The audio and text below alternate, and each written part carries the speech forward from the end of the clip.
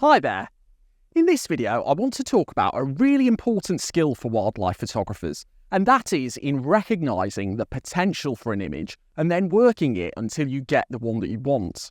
Now, I often find that some of my best photos are the ones where I've stayed with a subject for a while and worked the scene until I get that photo that I really like. And I think it's far too easy for people to think that we often just snap a photo and then move on to the next one, which really isn't the case. So let me elaborate on some of that whilst I go out and photograph red grouse.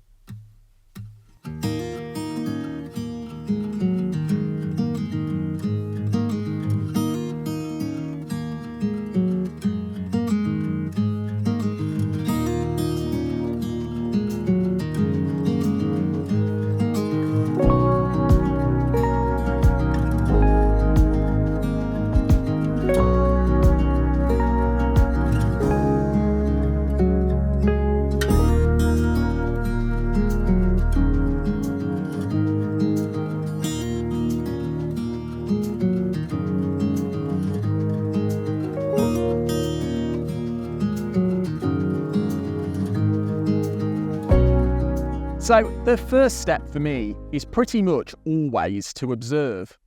I've come out to a place where I know the red grouse are, and I can hear them all around me.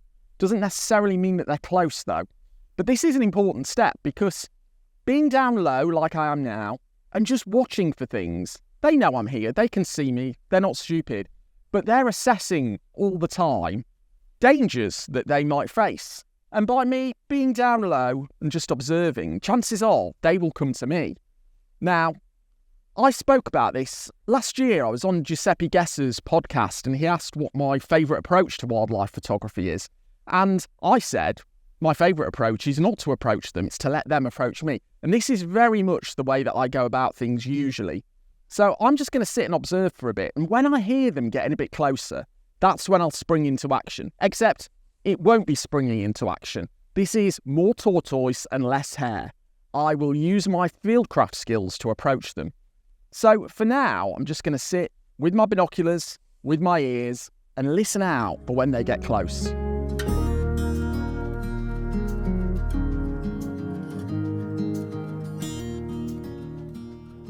Now, I've sat here observing for, probably half an hour, I would guess. But they are moving in. I can hear them getting closer. And every now and again, I can see their heads popping up from in this heather.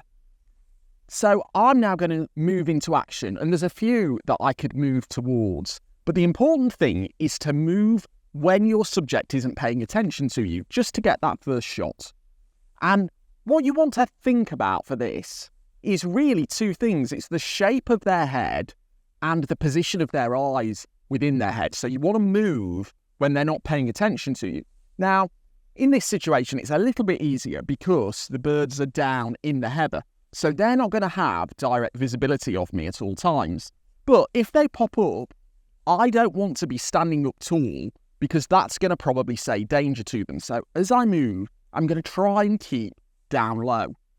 But I only want to move when I'm not in their line of sight, when they're not paying attention to me. And that's where the head shape and the eyes come into things. So if you think about birds, birds pretty much have an oval cross shape to their head. And the eyes are positioned within that head around the sides. Now humans have got a much more circular cross shape to their heads and their eyes are in the front. So birds, and many mammals for that matter, but birds will be looking at you when their eye is side onto you. You'll be in their line of sight in that case.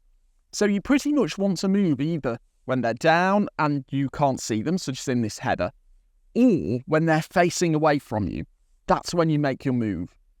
Now for mammals, things are a little bit different because they have different shaped heads. So if you think about things like foxes and badgers and seals, their heads are much more circular shaped like humans, and so their eyes are in the front of their head. So you've got much more scope to move because you're not going to be as much in their line of sight. Their line of sight is pretty similar to the angle of view that a human can see.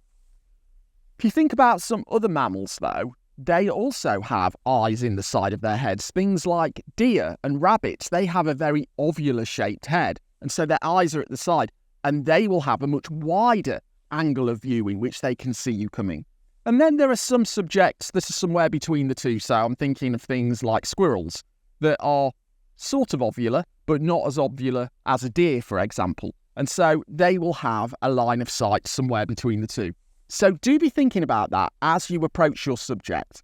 You want to approach when they're facing away from you or when they can't see you at all. So I'm now going to start approaching some of these sounds that I can hear getting near to me.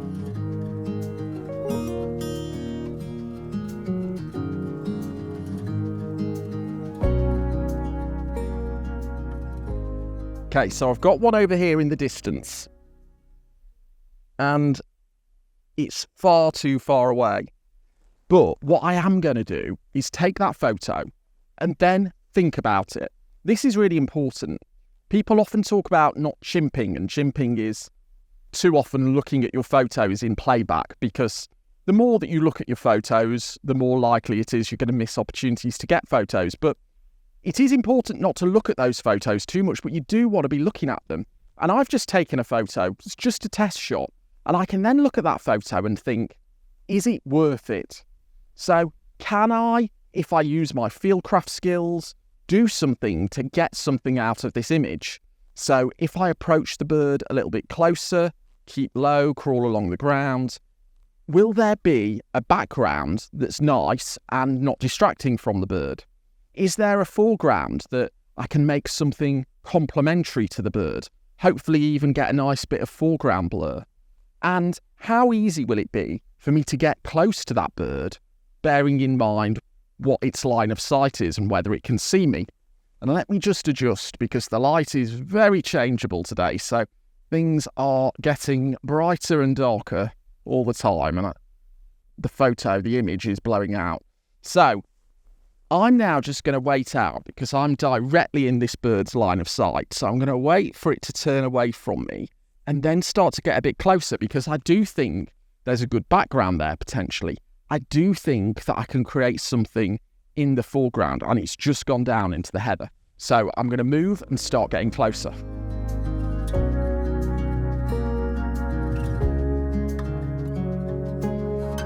Right, so I'm a lot closer to this bird now.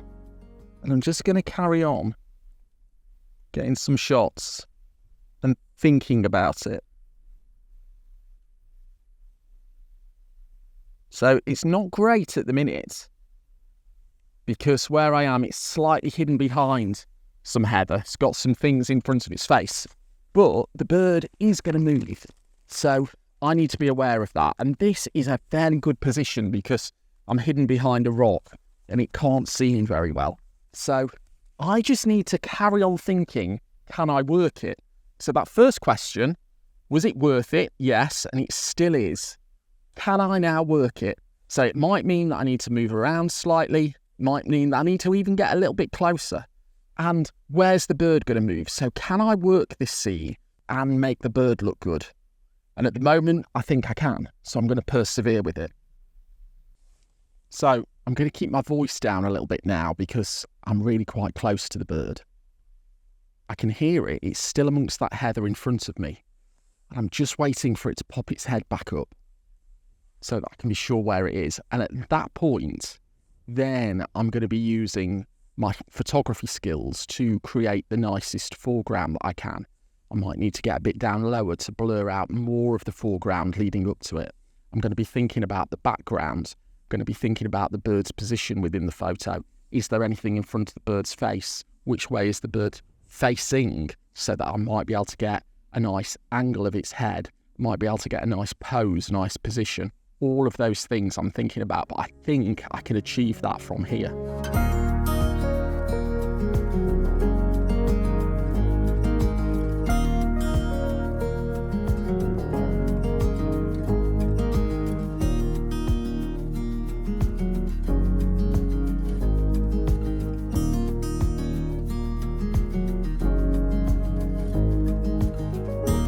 So I probably spent 45 minutes to an hour from that initial observing of the birds through to getting the final portrait shot that I really quite like.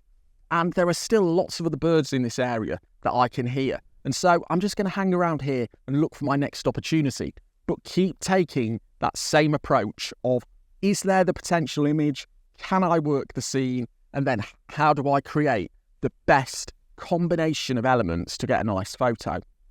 I'm also going to wait it out because it's gone quite dark again, and I'd like some nice light to prevent the need to do quite so much in post-processing. So I'm just going to have a coffee, sit it out a bit, and hopefully these clouds clear. But in the meantime, let me take you through a few examples of where I've taken this approach with different subjects.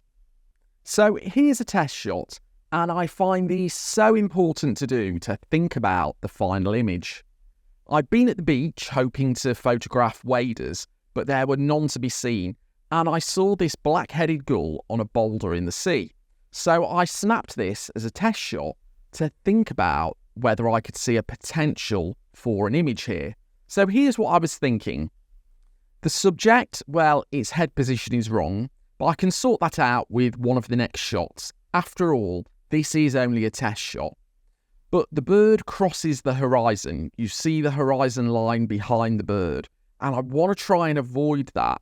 So I either need to get higher to get its head below the horizon line, or get the gull in the air, which was a possibility. So the tide was coming in, and sooner or later that boulder would get covered with the sea, so the gull would have to fly at some point. Next, the foreground. Well, there's a nice blur there leading up to the bird, but it isn't interesting enough for my liking. But I do realise I can do something with this, because the waves are breaking as they're crashing into the shoreline, so I can use those breaking waves to create some blurry splashes as the waves come in. So the next test shot I take, there is a more interesting foreground, but the subject still needs some more work, and I will either need to wait for it to take off or get myself higher so its head is below the horizon line. So now I've got myself higher and got the bird below the horizon line. It's also facing the right way. However, there's now too much negative space above the bird's head, which is not helping the picture at all. However, if I keep waiting, the tide will come in and that bird might take off. So now this photo stands on its own, not just as a test shot, but a photo in its own right. The waves are now washing over that boulder and the bird has taken off, but only taken off for a few seconds until the wave has passed, and then it's landing back on the boulder again. So I've got more chances to get more images if the bird keeps doing this. There's a much better composition with the negative space below the bird and in front of it. However, I've now lost those foreground blurry crashing waves. So although this photo is fine, it's not what I wanted, so I needed to persevere. I need to wait for the bird to look good and have the crashing waves, which eventually I got, and so this is my final image. I've looked at the time it took me from taking that first test shot through to getting the final image, and there were 32 minutes between capturing these two photos. And I only persisted because I'd recognised the potential in that first test shot. So I was recently out looking for frogs and toads, and I came across this toad in a shed at the edge of a pond. So here was my first test shot, and the toad looks great. It's got a lovely catch light in its eye, and the position is good. However, I'm not a fan of the in-focus area in the foreground. It's obvious that this is a man-made flaw, so I either need to make that part of the story of this photo and make more of the man-made flaw, or try and get rid of it out of the photo entirely. And also, the background is problematic. You can see a piece of wood behind the toad, which is distracting. So I know I need to keep working this to get something better, and I knew I would need to wait for the toad to move. So this next shot stands up as a decent photo in its own right, but it does still have problems. It's quite interesting as the toad is moving, but the toad's got quite an awkward leg position, and it doesn't have such a good catch light in its eye as the first photo. So next, another shot on its way to the final photo. And the main problem with this one is that the subject is backlit. So there's a horrible light around the edge of the toad. The foreground is still obvious that it's a man-made floor, but it also now has some distracting dried blades of grass around the toad. Next up here we've got a decent portrait, but it's almost monotone. What we've got here is a brownish toad with a brownish foreground and a brownish background, so it's a very brown image. So to get to the final image, I wanted to inject a bit of colour.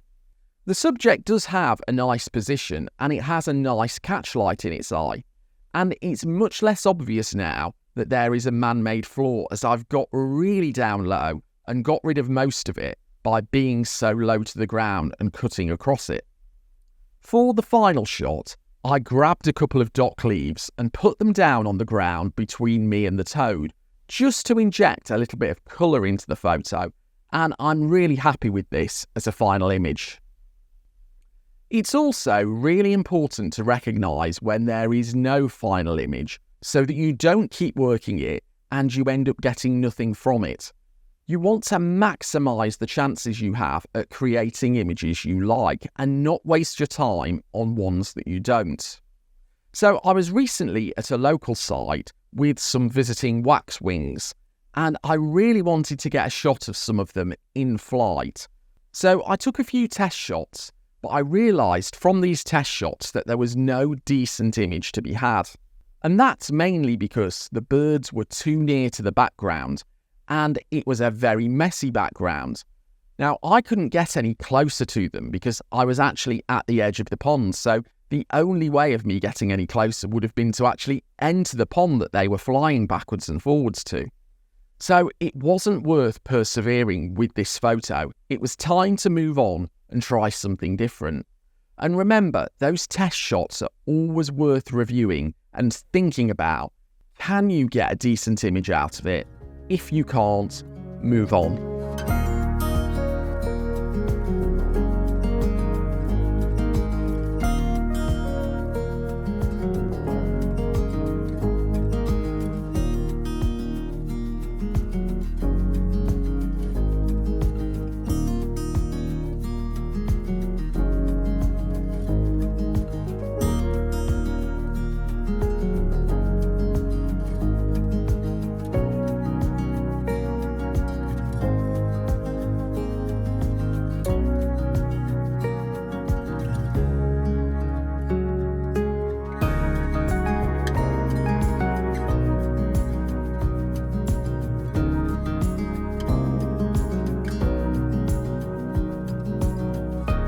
So we're heading into golden hour now, so my last few shots of the day.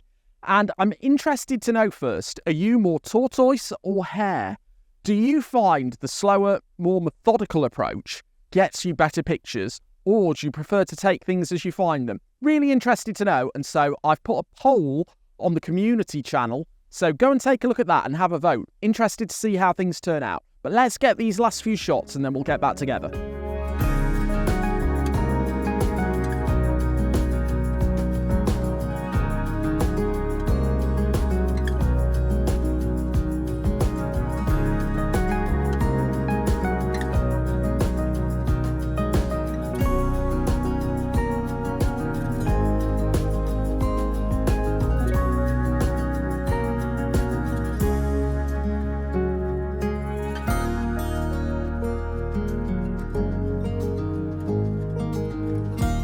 So end of the day, and I got some shots I'm really happy with.